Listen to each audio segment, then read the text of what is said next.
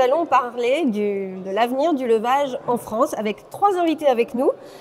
Éric Stropiana, vous êtes président de l'UFL, vous représentez la profession du levage en France. À vos côtés, Alexandre Vernosa, vous êtes président de l'entreprise Mediaco, numéro 1 du levage en France. Et puis, à ma gauche, Philippe Coé, vous êtes président de l'associé Uperio. Alors, on va parler de l'avenir du levage. Je vais commencer avec vous, Éric. Est-ce que vous pouvez nous faire un constat sur le métier du levageur? Donc effectivement, le levage est en pleine mouvance. On s'aperçoit depuis quelque temps qu'il y a des façons de faire et des pratiques qui se développent et qui n'étaient pas communes. Je m'explique, c'est-à-dire qu'aujourd'hui, on a une différence nette et flagrante du besoin personnel dans le levage. On demande des gens qui ont des capacités d'utiliser des systèmes informatiques ou embarqués sur le nombre mobile, par exemple, qui sont de plus en plus complexes, ce qui pose des problématiques générationnelles avec les plus anciens grutiers qui n'avaient pas l'habitude de ce genre d'utilisation. On se rend compte également qu'on va sur une tendance de machines de plus en plus grosses dans le domaine du levage. Ça pose des questions sur les concentrations et l'investissement dans ces matériels-là. Les modes de construction de nos clients changent également. On est sur quel mode de construction là? Ça se profile comment? Alors, ce que l'on constate dans beaucoup de pays à l'étranger notamment, c'est la construction hors site qui se développe énormément. C'est-à-dire qu'aujourd'hui, construire un immeuble en centre-ville, ça devient très compliqué pour plusieurs raisons. La première raison, c'est les questions de sécurité, de normes de sécurité sur les chantiers. Donc, on est de plus en plus draconien sur ces systèmes-là. Donc, ça nécessite d'avoir des allongements de durée de chantier. On a une problématique derrière qui est la nuisance que l'on apporte aux riverains. Voilà. Et puis, il y a des problématiques sous-jacentes dans tout ça qui sont des problématiques environnementales. Donc, je parle d'environnement au sens large du terme, mais aussi bien sur le bruit, sur les rejets de ces pollutions, de ces constructions, les traitements des déchets, etc., etc. Donc, la construction hors site, c'est quelque chose qui va se développer dans l'avenir de plus en plus. Et on voit que certaines villes, comme Londres par exemple, ont déjà fait le parti pris d'avoir des quartiers complets qui ont été construits et préfabriqués en usine de production, où là, on a des cadences qui peuvent être plus élevées que sur chantier, où on maîtrise mieux les risques associés à ces constructions et où finalement, on n'a plus que le transport et le levage de modules préfabriqués à réaliser sur le site définitif. Et là, effectivement, on a besoin de machines de matériel de plus en plus importantes en termes de tonnage. Donc, des compétences différentes pour les salariés, les collaborateurs, avec cette nouvelle génération qui doit arriver, en tout cas qui doit être formée à la digitalisation notamment. Exactement.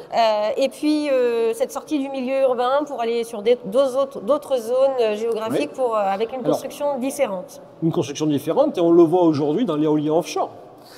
L'éolien onshore qui se traitait aujourd'hui à terre, qui posait des problématiques d'accessibilité, etc. Aujourd'hui, on le délocalise sur nos mers et nos océans. Parce que justement, on a des places beaucoup plus disponibles, mais on arrive à mettre des capacités beaucoup plus importantes. Voilà, avec des problématiques de vent qui sont associées à tout ça, bien entendu. Mais donc voilà, donc il y a une délocalisation, une transformation des métiers qui est en train de se mettre en place chez nos clients. Donc forcément, le levage est un peu de mouvance. Donc d'autres machines, vous l'avez évoqué au démarrage, c'est des machines de plus en plus importantes. Oui. Ça ne s'adresse pas à tous les levageurs. Alors là, on va avoir une barrière capitalistique sur l'investissement matériel, effectivement. La donnée d'entrée aujourd'hui pour acheter une grue de forte capacité, elle est compliquée pour les petits levageurs qui veulent se lancer ou les petites et moyennes entreprises. Donc ce sont des machines qui sont coûteuses à l'exploitation, mais aussi qui nécessitent derrière un système documentaire associé à tout ça, qui est important et qui est demandé par nos clients aujourd'hui et qui est normal. On n'y échappera pas aujourd'hui, on est dans cette mouvance-là. Et donc pour associer tout ça ensemble, les petites et moyennes entreprises, à mon sens, auront de plus en plus de mal à se mettre à niveau, sans parler aujourd'hui qu'on a quand même une pyramide des âges chez nos dirigeants, de toutes les entreprises de France, alors principalement les plus petites, où on a des dirigeants qui sont de plus en plus anciens et qui arrivent en fin de carrière, qui n'ont pas forcément de repreneurs. Et donc ça va favoriser, à mon sens, la concentration dans les années à venir. Alexandre, est-ce que, donc président de l'entreprise Mediaco, est-ce que vous ressentez ce changement du marché? Comment il se profile selon vous? Et quel est l'impact sur vos activités et comment elles se portent? Alors pour rejoindre Éric, je dirais que le métier du levage se professionnalise. Il est vrai qu'on connaît depuis à peu près 10 ans, une montée de la technologie, une montée, vous parlez de l'IA tout à l'heure. Nos opérateurs aujourd'hui doivent être beaucoup plus formés qu'à l'époque. Et puis, quand je parle de professionnalisation, je parle de qualité, je parle de sécurité, je parle également de veille documentaire pour tout ce qui est nouveaux engins. Et effectivement, pour rentrer sur un chantier aujourd'hui, il ne suffit pas d'acheter une grue, il ne suffit pas d'avoir un grutier qui sort d'un camion routier. Il faut le former, il faut s'assurer de la qualité, de la sécurité. Pour satisfaire le client, satisfaire la veille documentaire. Et puis, bien évidemment, avoir les formations nécessaires pour rentrer dans des sites plus complexes que le bâtiment, en pétrochimie, en chimie ou alors même dans le nucléaire. On a des certifications qui sont aujourd'hui très importantes et on ne peut pas y échapper. Donc vraiment un marché en tout cas des profils de collaborateurs qui évoluent parce que le marché évolue, les demandes de vos clients aussi. Des profils qui évoluent, un métier qui se professionnalise et qui finalement, l'artisanat dans ce métier existe de moins en moins. Et il y a moins de place à l'artisanat de par ces nouvelles règles et de par ce professionnalisme qui doit s'instaurer pour la qualité et pour la sécurité et qui est indissociable de notre métier aujourd'hui. Donc, peut-être de moins en moins de petits levageurs, on va dire artisans ou pas? Non, je ne crois pas. Je pense que les sociétés de petite taille ou de moyenne taille peuvent tout à fait se mettre au même diapason que les grands groupes. C'est qu'une question de volonté, c'est une question de formation, c'est une question d'engagement. Ça a un coût, mais le coût est le même pour une petite entreprise, une moyenne ou une grande, puisque ça revient à dire je forme une personne pour pouvoir conduire cette nouvelle grue qui est technologiquement bien au-dessus de ce que l'on avait pu connaître il y a 10 ans.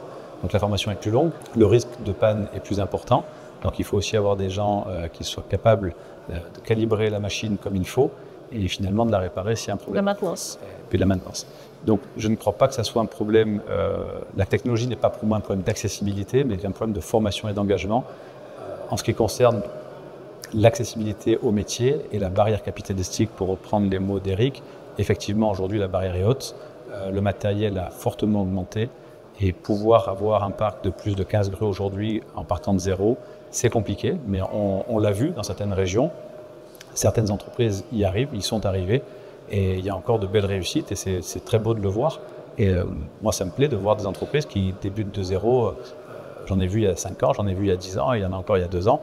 Et je trouve ça très beau de voir des entreprises qui se créent et au contraire qui font perpétuer notre profession. Elles ont leur place. Elles ont leur place et c'est bien. La concurrence est là et il faut qu'elle soit là. C'est plutôt positif. Complètement d'accord avec toi, Alexandre. Il y a des gens qui arrivent encore à progresser. Mais parce qu'on a des dirigeants aujourd'hui qui ont la volonté de faire progresser leur entreprise. C'est cette volonté de pouvoir progresser, innover, etc. et rentrer dans cette démarche d'accompagnement de nos clients et de se positionner comme il faut aujourd'hui sur un marché qui est en pleine mouvance. C'est pas forcément évident pour ces gens-là, qui sont des entrepreneurs remarquables, parce que ce marché justement est en pleine mouvance. Donc quand on a pris une direction, il faut savoir tout de suite changer de cap. Et si on perdure dans une direction, on va presque dans le mur. Donc ils doivent être agiles en fait. Ils doivent être agiles, exactement. Et de toute façon, on le voit, Marion, dans nos nouveaux entrepreneurs, dans ce métier-là et qui réussissent, ce sont des gens, je dirais, qui ont une certaine, effectivement, agilité, mais plus que ça, Je pense une intelligence. On peut parler de passion également, c'est un métier de passionné. C'est un métier de passion. Et je crois que si on n'est pas passionné de ce matériel et de ce métier, on a beaucoup de mal à franchir cette barrière capitalistique qui est très importante et l'engagement qui est énorme. Et se faire sa place. Et faire sa place. Mais je crois que la passion y est pour beaucoup. Et sur l'avenir, est-ce que la réglementation dans votre métier, ce qui vous est demandé, c'est peut-être des contraintes supplémentaires, toujours plus de sécurité, c'est ce qu'on disait tout à l'heure, mais est-ce que pour vous, ça change vraiment votre avenir et l'avenir de vos collaborateurs? Non, moi je crois que ça donne une certaine ligne directrice et je crois que la rigueur, c'est ce qu'il faut dans notre métier. Et quand je parle encore une fois de professionnalisation de notre métier, il y a 15 ans, on n'avait pas cette réglementation. Alors, on l'avait, mais on ne l'appliquait pas de la même façon. Et l'UFL s'est battu pendant de très nombreuses années pour assouplir la réglementation, notamment les conditions de circulation.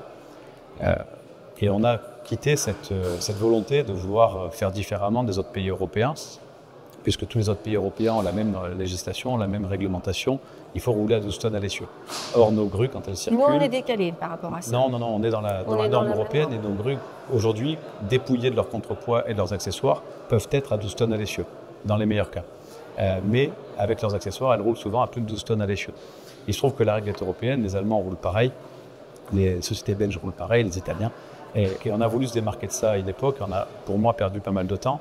Et on a pris cette décision il n'y a pas si longtemps que ça, et maintenant il y a donc 5-6 ans, de vouloir se désolidariser de cette volonté presque de dire on demande aux constructeurs de créer quelque chose d'à part pour nous, alors que l'Europe entière roule à 12 tonnes. Et depuis ce jour, je crois qu'on est rentré dans cette réglementation, pour vous répondre sur votre deuxième question, et on est dans la réglementation aujourd'hui, et on doit se conforter, et on doit être conforme à la réglementation de 12 tonnes à l'essieu, qui pour nous est la plus contraignante aujourd'hui, si ce n'est d'autres réglementations qui sont nécessaires. On a des certifications comme l'UTO, comme le MAS, comme l'ISO, le CEFRI. Ça, pour moi, ce sont des normes qui sont intéressantes et obligatoires pour travailler dans certains sites. Mais le prérequis pour le levage, pour moi, pour la sécurité et l'avenir de notre métier, il faut respecter les 12 tonnes à l'essieu. Et ça, pour moi, la profession doit tendre vers ça et nos concurrents doivent tendre vers les 12 tonnes à l'essieu pour que notre profession puisse encore, justement, comme tu le disais tout à l'heure, rentrer dans les centres-villes. Oui. Paris-Strasbourg aujourd'hui, ce sont des vrais enjeux. On parle de critères, on parle de surcharge à l'essieu, on parle de nuisances. Si on ne respecte pas les réglementations, notre métier aura du mal à intervenir en milieu urbain. L'UFL, vos adhérents sont dans les clous? La professionnalisation dont on parlait Alexandre, elle est obligatoire. Je pense qu'on n'a plus le choix, de toute façon aujourd'hui, que d'avoir des levageurs qui respectent les réglementations. Donc l'UFL, effectivement, met en avant ce respect-là. On n'a pas d'autre équivoque. Je pense qu'il faut dédiaboliser la réglementation aujourd'hui. La réglementation, finalement, c'est quelque chose qui fait quoi? Qui nous permet de progresser, de s'améliorer, parce que c'est une barrière à franchir, c'est un cap, un objectif à atteindre. Et ça, c'est quelque chose d'important que tout le monde doit comprendre. Voilà. Effectivement, on est tous embêtés par des réglementations différentes et on le voit bien dans notre quotidien, hein, la fabrication des machines, les accréditations, les réglementations, etc. C'est quelque chose qui met toujours une difficulté particulière. Mais c'est justement face à ces difficultés que le levageur doit réagir. Et c'est là où on a besoin de professionnaliser. Je suis complètement d'accord. Dans la professionnalisation, tout à l'heure, on a abordé les nouvelles technologies, ces formations nécessaires là, pour ces nouveaux collaborateurs de se mettre, on va dire, à la page des nouvelles technologies. Dans ces nouvelles technologies, on parle souvent d'intelligence artificielle. Est-ce qu'aujourd'hui, c'est impactant pour vous? Est-ce que ça peut vous aider ou pas du tout? Je pense que dans l'intelligence artificielle, on a plusieurs niveaux. Il y a le système qui va nous aider à prendre certaines décisions, qui est pour moi une forme d'intelligence artificielle. Et puis il y a finalement l'intelligence artificielle ultime qui prend les décisions presque à notre place. De faire à la place. Exactement. Je pense qu'aujourd'hui, on a d'ores et déjà des systèmes qui nous aident à la prise de décision. Alors, on a tout un tas de logiciels, voire progiciels aujourd'hui, de logiciels embarqués sur nos grues mobiles, etc., qui nous permettent de cette prise de décision. L'intelligence artificielle, moi je la vois plutôt dans des activités de maintenance, de préparation de chantier, voire de gestion, de planification ou de l'opérationnel, en tout cas pour trouver des solutions d'optimisation, justement pour réduire nos coûts de revient, etc. Quand on parle maintenant d'intelligence artificielle, quant au déroulé du chantier véritable et à la conduite, aujourd'hui j'ai un peu du mal à voir l'objectif. Comme la voiture autonome, hein, ça Comme reste la voiture autonome. encore... Finalement, sur la voiture autonome, c'est un bon exemple, puisque vous avez sur une voiture autonome, quelque part déjà des codes. Oui. Des lignes blanches, des feux rouges, etc. etc. Aujourd'hui, notre diversité de chantiers fait que ces codes-là, ils n'existent pas. Alors peut-être qu'il faudra les créer, pour qu'on puisse avoir des engins qui se pilotent quasiment tout seuls, mais aujourd'hui, on n'y est pas. Les environnements sont différents à chaque Exactement. fois. Pour vous aussi, c'est un peu le même point de vue ou... Je pense qu'il y a finalement de l'IA de partout. Ça dépend ce qu'on appelle l'IA. On a, nous, développé chez nous avec Microsoft un logiciel, une Microsoft Dynamics, qui nous permet aujourd'hui de faire des choses, effectivement, qu'on n'aurait pas pu faire sans ce logiciel. Est-ce qu'il y a de l'IA dedans? Moi, je pense que oui, parce que forcément, quand on planifie, qu'on arrive à sortir un devis, facturer et rapprocher les heures des gars, et ben forcément, oui, il y a de l'IA, parce que ça conditionne notre façon de travailler et ça nous dicte le travail que nous devons faire. Au-delà de ça, j'y crois beaucoup pour le PM, le parc matériel. Aujourd'hui, pour la maintenance de machines, pour moi, l'intelligence artificielle a beaucoup d'avenir chez nous et va fortement se développer. En termes d'opération dans la machine, je ne pense pas qu'il y a dans une grue pourra dire à un chauffeur je te remplace et tu feras comme ça. Il faut faire comme ça. Par contre, il pourrait y avoir des préconisations, comme on peut l'avoir aujourd'hui dans d'autres activités. Il vaut mieux que tu orientes un peu plus à gauche ou à droite. Peut-être, on ne sait pas. On ne connaît pas cette application dans notre métier. En tout cas, aujourd'hui, on fait tous une chose, c'est que l'IA est partout. On parle d'IA dans tous les secteurs d'activité et je ne crois pas qu'il y ait demain, dans un avenir à 10 ans, de business sans IA. Ouais. Donc j'espère qu'on sera de cette partie également. Plus dans la gestion. Au-delà de la technologie, vous êtes aussi confronté à un autre sujet. On en a parlé là pendant 2 jours. C'est l'environnement, la transition énergétique. Ça impacte vos métiers. Sûr. Vous êtes prêts? On est prêt, on a envie, mais on n'a pas tous les moyens pour pouvoir le faire. Aujourd'hui, dans le métier du levage, on aimerait faire plus. On aimerait répondre plus aux nouvelles normes, aux nouveaux critères, plus participer à réduire notre empreinte finalement. Mais le matériel qu'on nous propose ne le permet pas.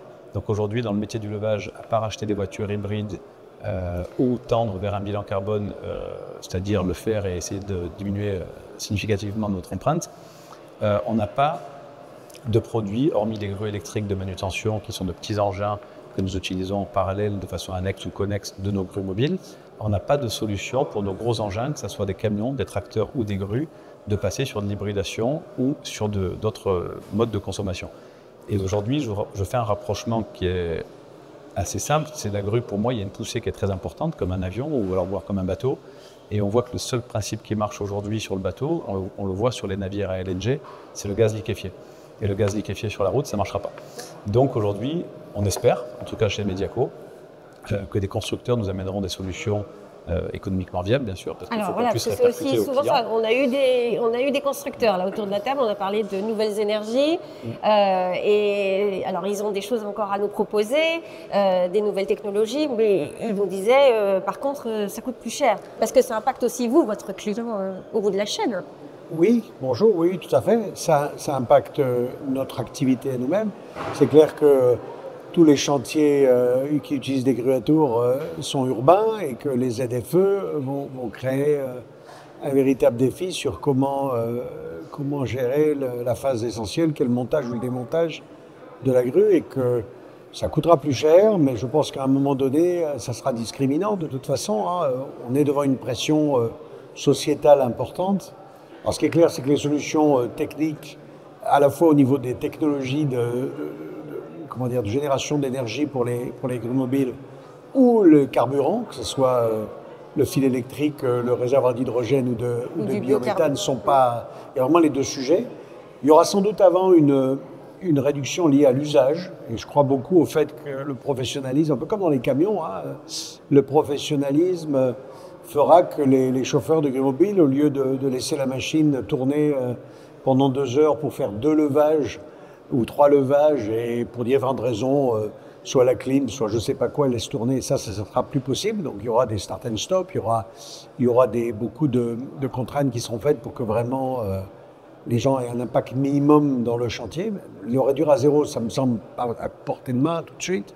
En tout cas, le réduire et faire un reporting du bilan carbone du levage, c'est quelque chose qui va arriver sans doute. De même pour les camions, puisque nous, les grues mobiles, on a 2 points importants dans les opérations de levage, il y a à la fois le transport et le levage.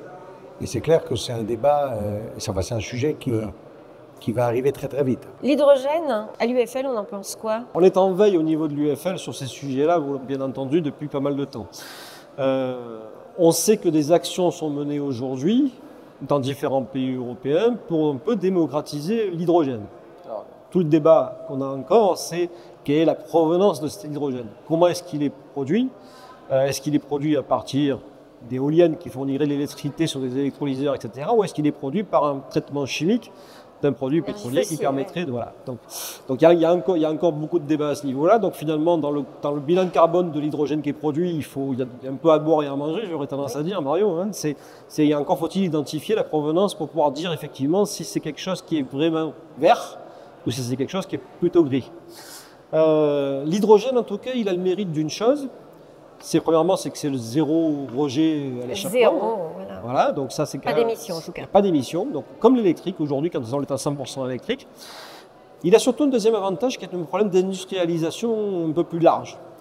Et finalement, on voit aujourd'hui que des solutions sur des moteurs thermiques à explosion surviennent et peuvent fonctionner à l'hydrogène combiné à une toute petite proportion de carburant fossile.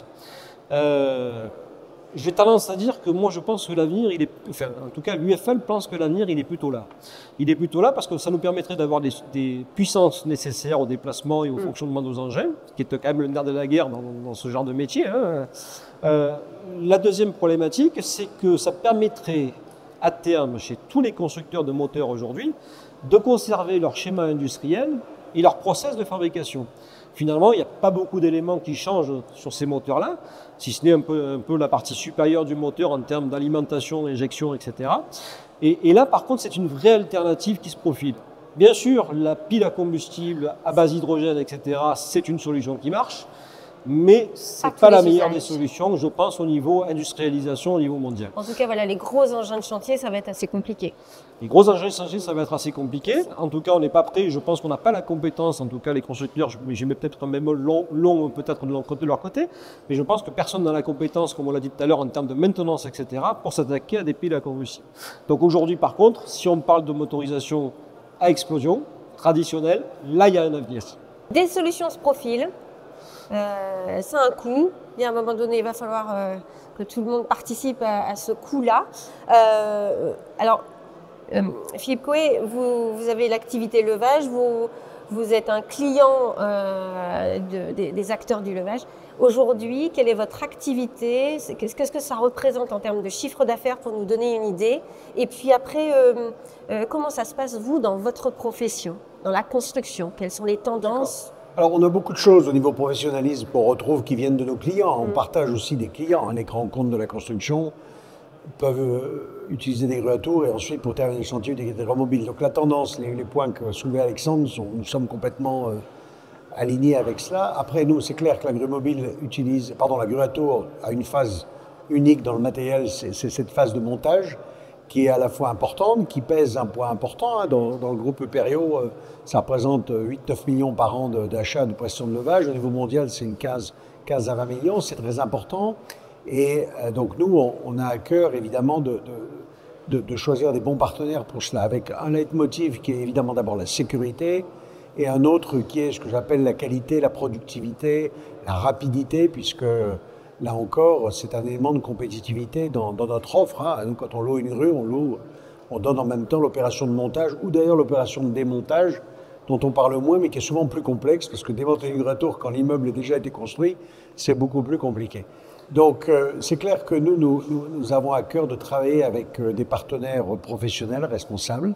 On travaille d'ailleurs avec notre propre syndicat au sein de DLR à la mise en place de conditions générales, de manière à ce que les phases, en particulier où il y a vraiment un partenariat, la phase de levage est toujours une phase un peu critique. Il y a beaucoup d'accidents dans l'historique de nos métiers, hein, où cette phase-là est critique. Vous avez des pièces de grue très importantes, qui ont des prises au vent très importantes, qui sont montées de plus en plus haut, parce qu'il y a de fait une augmentation des modes constructifs.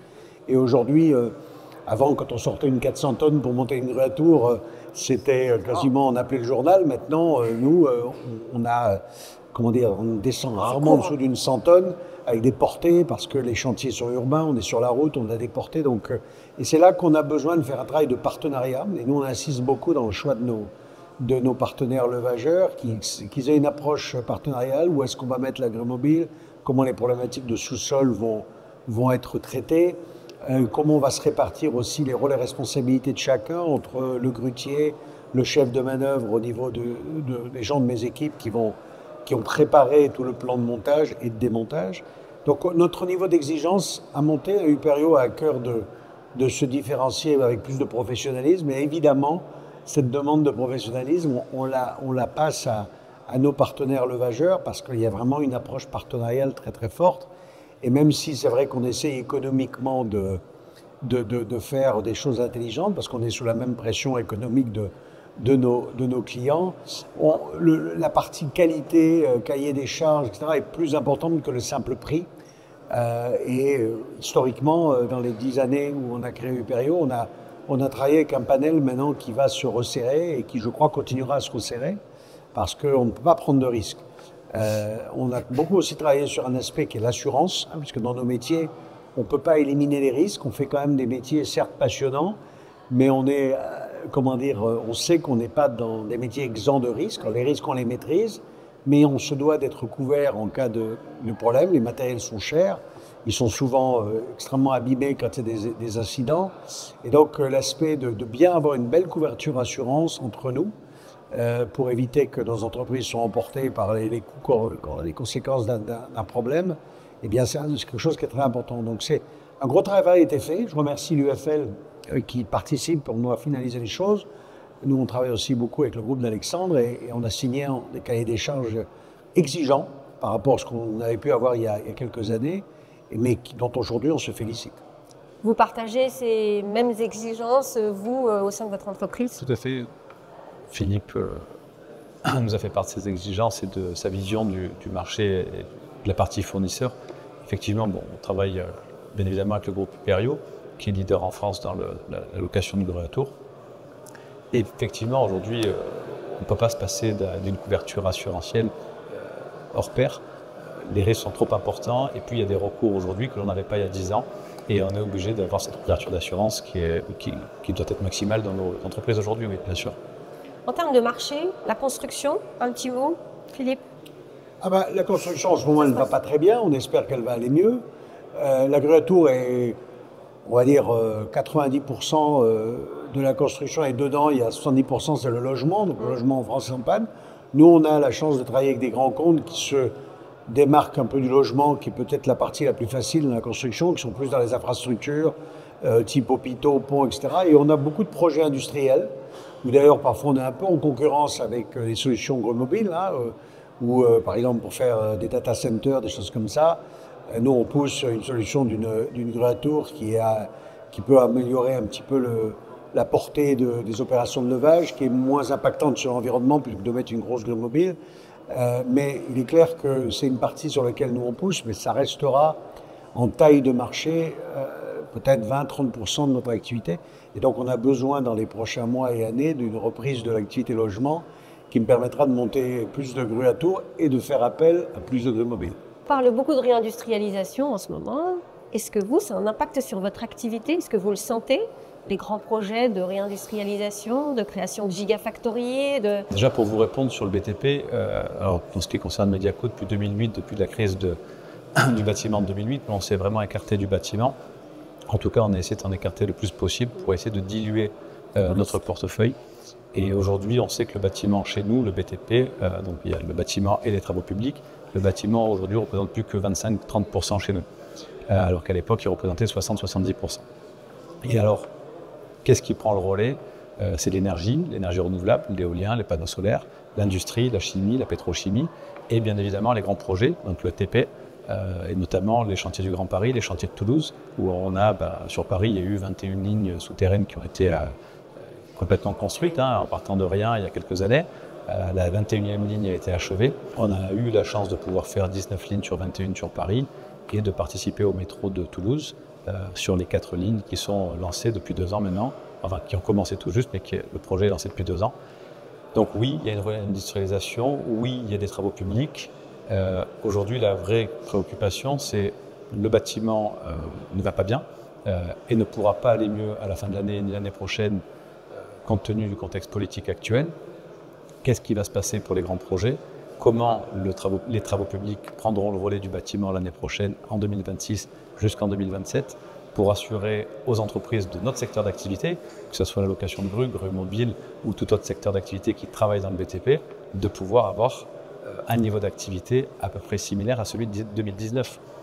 Puisque aujourd'hui, on sait que le niveau de 2019 était quand même très cohérent. 2020, 2021, 2022, 2023, c'était presque l'euphorie. Revenir à 2019 serait dans le bâtiment un bel objectif, mais comment y revenir aujourd'hui sans un plan de relance, c'est, je crois, le plus compliqué à appréhender. Nous, dans notre métier, on vit sur le résiduel dans la grue mobile. En ce qui concerne le groupe Mediaco, on est toujours à 12% de croissance depuis le début de l'année 2024. On a une belle croissance, on travaille beaucoup actuellement, mais la fin d'année 2025, inévitablement, on aura une baisse d'activité puisque nous sommes sur le résiduel du bâtiment. Donc, si vous voulez, quand les bâtiments de logement se créent, nous, on travaille encore sur le toit quand il est terminé pour faire l'étanchéité, les bardages, toutes ces choses-là. Mais il n'y aura pas de bâtiment neuf. Donc, on a un petit décalage d'1 an, voire 18 mois, et je pense que l'année prochaine, on devrait ressentir cette baisse d'activité. Pour vous répondre, la réindustrialisation, Je ne sais pas aujourd'hui comment quelqu'un pourrait y répondre dans ce contexte. En tout cas, la diversification est un moyen de... Pour nous, elle a été un objectif c'est indispensable, en tout cas, dans vos activités. Soit par secteur, soit international. Enfin, moi, c'est mon cas. On va chercher fortune ailleurs, mais voilà. En quoi les JDL, à chacun, c'est un événement incontournable dans la profession? Philippe Coé, un petit mot? Alors, les JDL, c'est le grand rendez-vous en France des acteurs dans nos métiers du levage, mais pas uniquement, l'élévation au sens large et d'autres matériels. Ça donne l'opportunité, évidemment, de découvrir ce que les fournisseurs peuvent nous proposer. Et c'est aussi un grand moment de rencontre. On est un métier dans lequel on a parlé beaucoup des hommes, de la formation, de l'attractivité des métiers, du professionnalisme. Ça passe d'abord par un bon partage au niveau des dirigeants, la quasi-totalité des dirigeants, des acteurs français qui est là, et de partager la vision de comment on veut faire évoluer nos métiers. Donc c'est devenu, grâce à Frédéric et son équipe, un moment incontournable dans la vie de notre secteur, un petit secteur, mais un petit salon avec beaucoup de richesse. Éric, pour vous? Je pense qu'effectivement, entre les JDL finalement et l'UFL, on a un combat qui est commun. Quel est ce combat? C'est d'être sur quelque chose de convivial, parce qu'on a besoin d'être unis pour être plus fort. On a besoin effectivement de se rencontrer, de discuter, d'échanger, de partager. Et finalement, on a besoin de promouvoir notre métier. Et je pense que les JDL et l'UFL ont finalement la même prérogative. Bien sûr, les façons de faire sont différentes. Hein, côté événementiel d'un côté et puis un côté plus formel. Mais je pense qu'effectivement, on a quand même quelque chose qui est important aujourd'hui. C'est le seul événement français qui réunit la profession. Je tiens à quand même le souligner. Les équipes de Frédéric, effectivement, font un travail formidable à ce niveau-là. On se doit d'y être. On se doit d'être représenté. Et puis on se doit de travailler avec nos confrères. Voilà. De toute façon, je pense qu'aujourd'hui, l'union fait la force. C'est comme ça que je le vois. Alexandre, les JDL, c'est incontournable pour Mediaco? Moi, je pense que c'est une chance et une vraie opportunité. La famille Taraquois se donne beaucoup de mal. C'est notre seul rendez-vous de l'année. C'est notre seul moment de partage et de convivialité. On ne manque aucune édition, bien sûr. On en prend beaucoup de plaisir à venir avec nos équipes. On vient assez nombreux. Et je trouve que, pour rebondir sur ce que disait Philippe, c'est le moment où, finalement, on se retrouve. On est content de se voir. Le dîner de gala est toujours un moment agréable. On peut voir tous nos concurrents, tous nos confrères, les fournisseurs, les clients. Et puis, je vous dirais merci à la famille Taraquois de le faire parce que ce sont les seuls à le faire. Et c'est notre seul point de rendez-vous, tout comme le journal Manumag. C'est le seul journal de notre profession et nous avons besoin de ce journal et de ces moments de rendez-vous pour que notre profession existe. On est quand même un marché très niche et pas grand monde nous connaît. Même chez TLF et au DLR, nous sommes très petits. Et donc, c'est toujours important d'avoir un point de ralliement. De faire connaître vos métiers respectifs et vos entreprises. Je vous remercie tous les trois pour vos éclairages, vos interventions, vos points de vue.